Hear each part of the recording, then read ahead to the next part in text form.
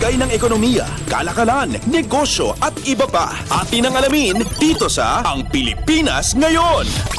Magandang araw, narito tayo muli para sa segmentong Balitang Negosyo at Kalakalan. Pinoproseso na ng Department of Budget and Management o DBM ang request ng Department of Transportation o DOTR para mailabas ang pondo para sa fuel subsidy para sa transportation sector.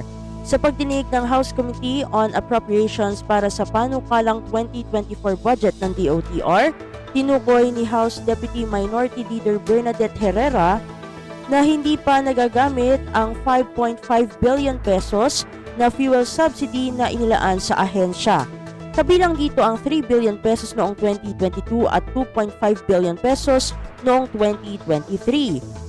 Paliwanag ni DOTR Undersecretary Annely Lontoc, inaantay pa nila na ilabas ng DBM ang pondo. Paglilinaw naman ni DBM Acting Director Maria Cecilia Socorro Abogado na noong August 9 lamang nag-request ang DOTR para ma-release ang pondo. Kinakailangan pa itong ibalik dahil may kakulangan sa dokumento gaya ng Joint Memorandum Circular sa pagitan ng Department of Energy o DOE, DOTR at DBM. September 2 aniya na isumite ng DOTR via online ang kumpletong request dahil sa suspensyon ng pasok sa tanggapan ng pamahalaan at hinihintay pa ang hard copy. Ngunit pagtiyak ng DBM na kahit online submission pa lamang ay sinisimulan na nila ang pagproseso para maibaba sa DOTR ang pondo.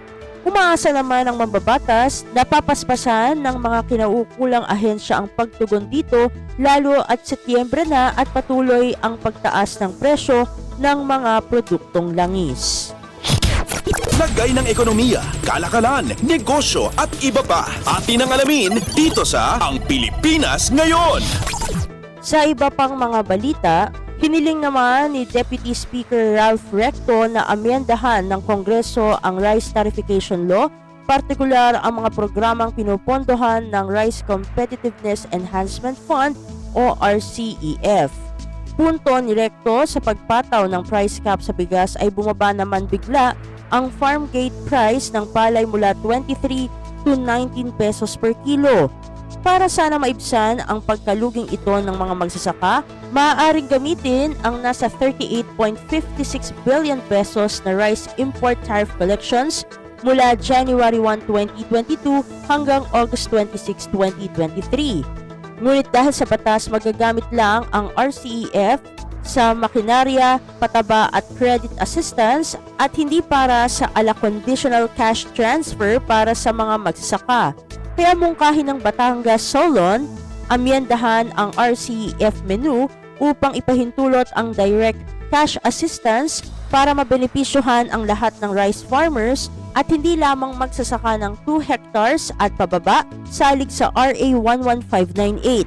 Kasabay nito, umaasa si Recto na bababaan ng Pangulo ang import duty na ipapataw sa bigas salig sa Section 7 ng RTL. Bunsod na rin na mag-a-adjourn ang Kongreso sa September 29. Lagay ng ekonomiya, kalakalan, negosyo at iba pa. Atin ang alamin dito sa Ang Pilipinas Ngayon. At sa pagtatapos ng ating segmento, naniniwala si Senador Sani Angara na magiging malaking tulong sa pagpapaunlad ng ekonomiya ng Pilipinas sakaling maibatas ang Tatak Pinoy Bill na isa sa mga priority bills ng administrasyon.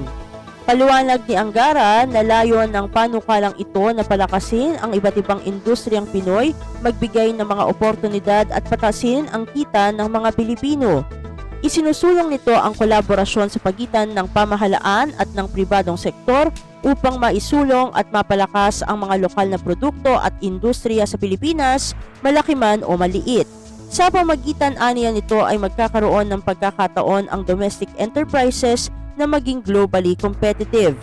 Binigyang diin ng senador na kapag tinangkilik at sinuportahan ang mga industriyang sariling atin ay magkakaroon ng mas maraming trabaho, mas mataas na sahod, mas maraming negosyo at mas maraming pagkakataon sa mga kanayunan para umasenso. Kaya naman kapag naisabatas, kumpiyansa si Angara na ang Tatak Pinoy Bill ay malaking tulong sa pagresolba ng matinding kahirapan, kawalan ng trabaho, rural to urban migration, mababang pasweldo at magiging daan upang umunlad ang lahat. Sa kasalukuyan, nasa plenary debate na ang naturang panukalang batas o ang Senate Bill 2426.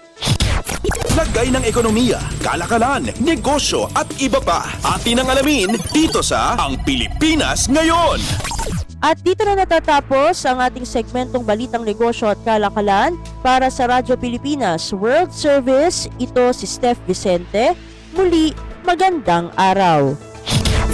Lagay ng ekonomiya, kalakalan, negosyo at iba pa. Atin ang alamin dito sa Ang Pilipinas Ngayon.